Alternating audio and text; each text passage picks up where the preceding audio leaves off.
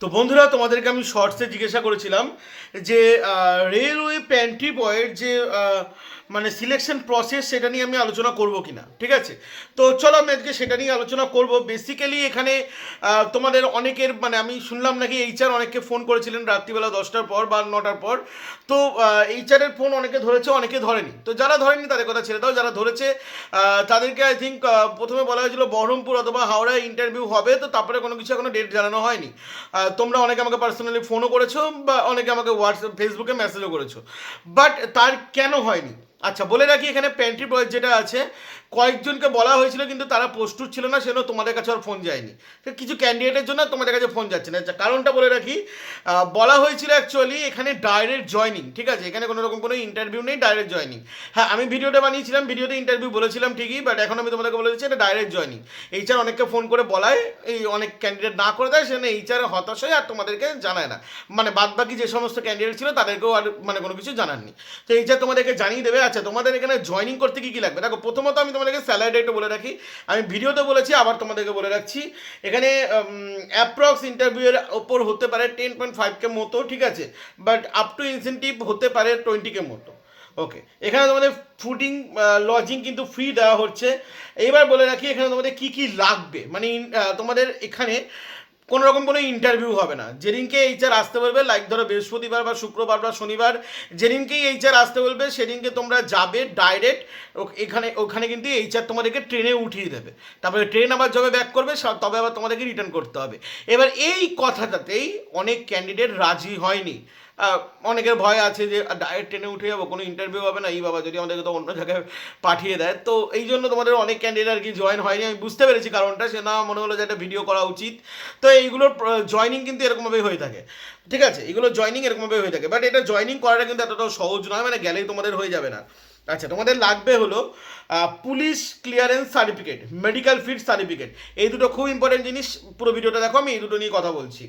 White shirt and black pant and cover shoes, black হলে খুব ভালো হয়, উইথ আচ্ছা বিয়ার্ড অ্যান্ড নেল। ঠিক আছে, তোমাদের কাটা লাগবে। মানে আমি যেমন দাড়ি কেটে রেখেছি না, এরকম দাড়ি চলবে না, পুরো ক্লিন শেপ মাখনদা টাইপের যেটা হয়, মানে ক্লিন শেপ সেটা লাগবে। আর নেইল মানে নখ অনেকে বড় বড় করেন, তো সেগুলো চলবে না। ওকে, এইবার তোমাদেরকে চলে আসি এখানে তোমাদের মেডিকেল ফিট আর তোমাদের পুলিশ ভেরিফিকেশন নিয়ে। আচ্ছা, প্রথমত আমি বলে রাখি আমি ভিডিওতে শো করাতে পারবো না। তোমাদেরকে আমি যা করাবো আমি টেলিগ্রামে করাতে পারবো। তো টেলিগ্রামে আমি তোমাদেরকে স্যাম্পেল পাঠিয়ে দেবো, বাইরে তোমাদেরকে এইচআরও পাঠিয়ে দেবে। ঠিক আছে, আমার মানে আগের থেকে তোমরা করে বসে দেখো না, করে বসে থাকলে করে বসে থাকতে পারো, বা যাদের যাদের কাছে কল যাবে এইচআর তোমাদেরকে আই থিঙ্ক আজকে রাতেই পাঠিয়ে দেবে। সো যাদেরকে রাতে পাঠিয়ে দেবে তোমরা কালকে রেডি করে নিতে পারো। আচ্ছা, প্রথমত এখানে তোমাদের একটা মেডিকেল যখন তোমরা করবে, মানে গভর্নমেন্ট থেকে করাতে হবে প্রথমত। তো যখন তুমি ফর্মটা ফিল আপ করবে তখন কিন্তু তোমাকে জিজ্ঞাসা করবে কেন তুমি করছো। তো তার জন্য স্যাররা তোমাদের একটা পিডিএফ পাঠাবে, লাইক আমি তোমাদেরকে দেখিয়ে রাখি। তোমাদের একটা পিডিএফ পাঠাবে স্যাররা। তো সেই পিডিএফটা তোমাদেরকে দেখালে তারা কোনো কিছু জিজ্ঞাসা করবে না। পিডিএফের মধ্যে এমন কিছু লেখা আছে, মানে কিছু জিনিস লেখা আছে। ঠিক আছে, এখানে তোমরা পিডিএফটা দেখতে পাচ্ছ, আমি তোমাদের কতটা দেখাতে পারছি না রিং লাইটের জন্য। যাই হোক, এই পিডিএফটা তোমাদেরকে স্যাররা দিয়ে দেবে। আমাকেও প্রথমে দিয়েছিল, আমি একটু অদ্ভুত হয়েছিলাম, মানে অদ্ভুত একটুখানি কী জিনিস এটা, বাট পরে দেখলাম যে এর মধ্যে অনেক কিছু লেখা আছে যেটা তোমাদের ওখানে দেখাতে লাগবে। মেডিকেল সার্টিফিকেট বার করতে গেলে দেখাতে লাগবে। আর সেকেন্ড হলো পুলিশ ভেরিফিকেশন। পুলিশ ভেরিফিকেশন তোমাদেরকে করাতে হবে। পুলিশ ভেরিফিকেশনের কোনো কিছু আমি ভিডিওতে দেখাতে পারবো না, তোমরা জানো। তো তোমরা আমাদের টেলিগ্রামে জয়েন হতে পারো। টেলিগ্রামে আমি তোমাদেরকে আপডেট দিয়ে দেবো। বাই দ্য ওয়ে, টেলিগ্রামেও অনেক কিছু হাইড করা থাকবে, আমি কালি দিয়ে দিয়ে হাইড করে দেবো, কারণ এখানে একজনের পার্সোনাল ইনফরমেশন আছে, তো সেটা দেখানো যাবে না। তো যাই হোক, এই হলো তোমাদের মেন আপডেট। মানে তোমাদের পুলিশ ভেরিফিকেশন আর মেডিকেল ফিট এটা কিন্তু তোমাদেরকে করাতেই হবে।